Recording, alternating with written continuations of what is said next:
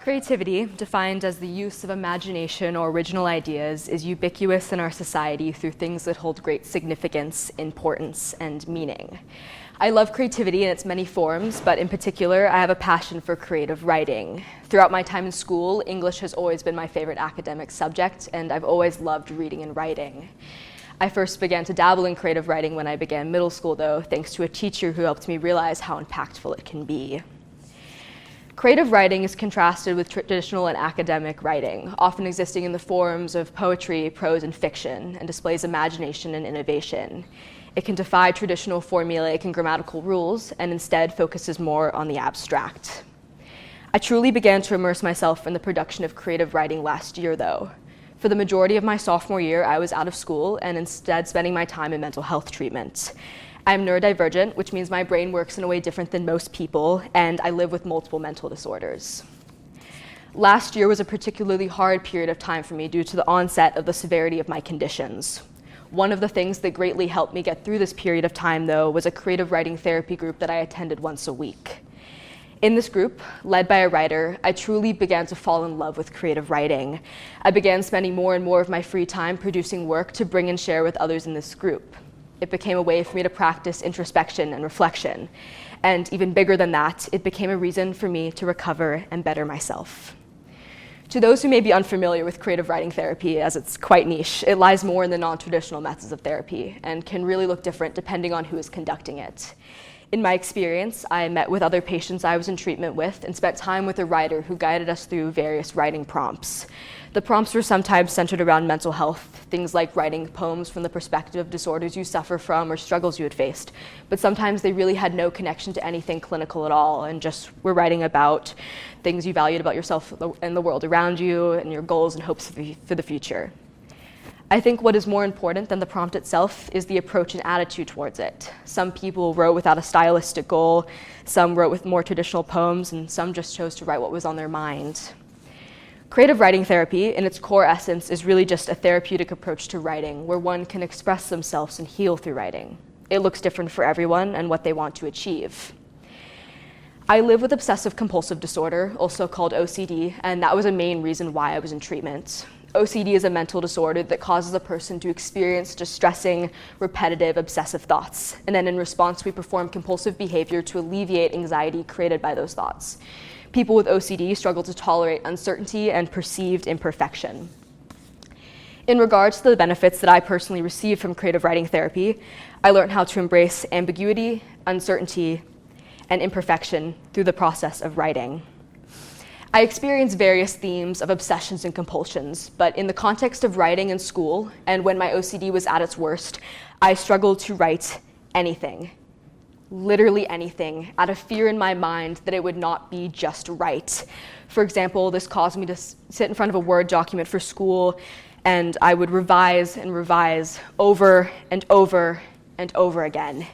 It became all-consuming and exhausting. OCD feeds on a need for certainty, and I needed to be absolutely certain that my writing was right and perfect.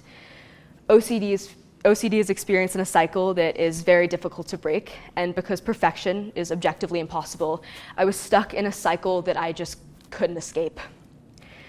OCD tries to convince me that to be careful, I need to perform these compulsions to keep myself safe, but the compulsive behavior of writing and revising that I performed due to anxiety created by OCD was anything but practical.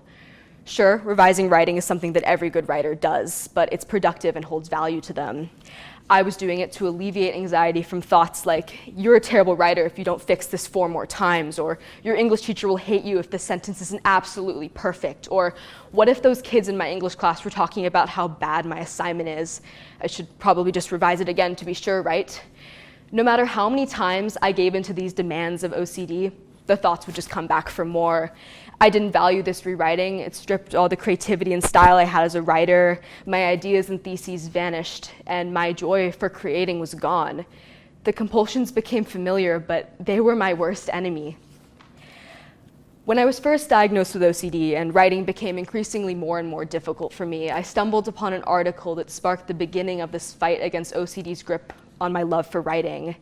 In her article titled OCD Therapy is Also Treatment for Writer's Block, writer Alyssa Bassett shares her own story with OCD, and as she puts it, learning to lean into the fear of writing like an idiot. She talks about how she struggled to write a book, and it took her 11 years due to compulsive revising and rewriting. I remember reading through this article one night, an hour into an internet deep dive to try and convince myself that my The Great Gatsby thesis did not need to be revised for literally the 87th time. Yes, I did count. And I was amazed to learn that this behavior I performed was not only part of this new obsessive compulsive label that had been given to me by a psychiatrist, but that it could also be treated. Now, you may be wondering how I was able to overcome this and how creative writing therapy played a role in that. OCD is treated with a type of treatment called exposure response prevention, also referred to as ERP or exposure therapy. In this treatment, a person is exposed to fears and obsessions and then prevented from fulfilling the cycle of OCD by refraining from performing compulsive behavior. When it came to my behaviors and obsessions around writing, I utilized creative writing therapy in the process of exposure therapy. I was exposed to writing things in this creative writing therapy group, which was the fear and obsession, and then I had to refrain from editing, which was the compulsion. In a way, the fact that it was creative writing pushed me even further due to its lack of subjectivity and objective perfection. Bassett shares a very similar method of treatment where she was instructed by a clinician to write for just 5 minutes at a time without revising.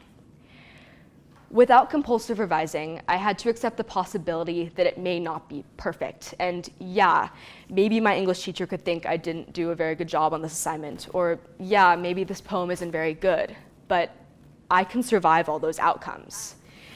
OCD wants me to live in constant fear that everything bad that could happen will happen. And part of recovering from OCD is acknowledging that this behavior is excessive and it won't prevent most things from happening. At the beginning, creative writing was still really hard, but with more time and exposure therapy, it became easier. Soon, the spiraling thoughts didn't bother me as much, and I could write more and revise less. I have made progress that I did not think I would be able to make. I've come back to school, and I enjoy writing again. And writing this script a year ago would be near impossible for me. I've rediscovered the joy of sharing writing and thoughts with people.